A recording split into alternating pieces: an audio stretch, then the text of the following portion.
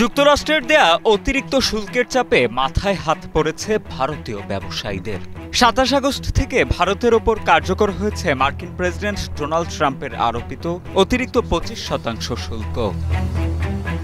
সেই শুল্কের চাপে ভারতীয় ব্যবসায়ীদের মধ্যে দেখা দিয়েছে ব্যাপক উৎকণ্ঠা। তবে ব্যবসায়ীদের মনোবল চাঙ্গা রাখতে প্রায় শতবর্ষ পুরনো স্বদেশি মন্ত্র আওড়াচ্ছে নয়াদিল্লি।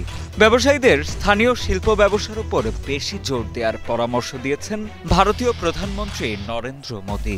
ভারতীয় সংবাদ মাধ্যম দ্য হিন্দুর এক প্রতিবেদনের বরাতে জানা যায় এ তথ্য।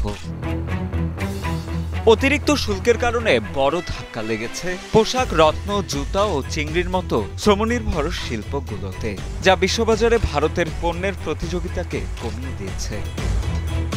গ্লোবাল ট্রেড রিসার্চ ইনিশিয়েটিভের প্রতিষ্ঠাতা অজয় শ্রীবাস্তবের মতে, ভারতের মোট রপ্তানির প্রায় ২/৩ ওপর প্রযোজ্য এই শুল্ক আরোপের মূল কারণ হল রাশিয়া থেকে ভারতের তেল কেনা, যা মার্কিন প্রশাসনের একটি অন্যায় টার্গেটিং। মূল সমস্যা হলো রাশিয়া থেকে তেল কেনার কারণে ভারতকে লক্ষ্যবস্তু করা হয়েছে। সবাই জানে যে চীনের চেয়ে ভারত অনেক কম তেল কেনে, আর আমেরিকা এবং তার মিত্ররাও রাশিয়ার সঙ্গে বাণিজ্য করে। তারপরও তারা ভারতকে টার্গেট করছে, এটা পুরোপুরি অন্যায়। ভারত সরকার অবশ্য এই সংকট মোকাবেলায় দ্রুত ব্যবস্থা নিচ্ছে। দেশীয় বাজারকে আরও শক্তিশালী করার পাশাপাশি তারা ইউরোপীয় ইউনিয়ন ও যুক্তরাজ্যের মতো নতুন বাজারে প্রবেশের জন্য মুক্ত বাণিজ্য চুক্তির প্রক্রিয়া দ্রুত করছে।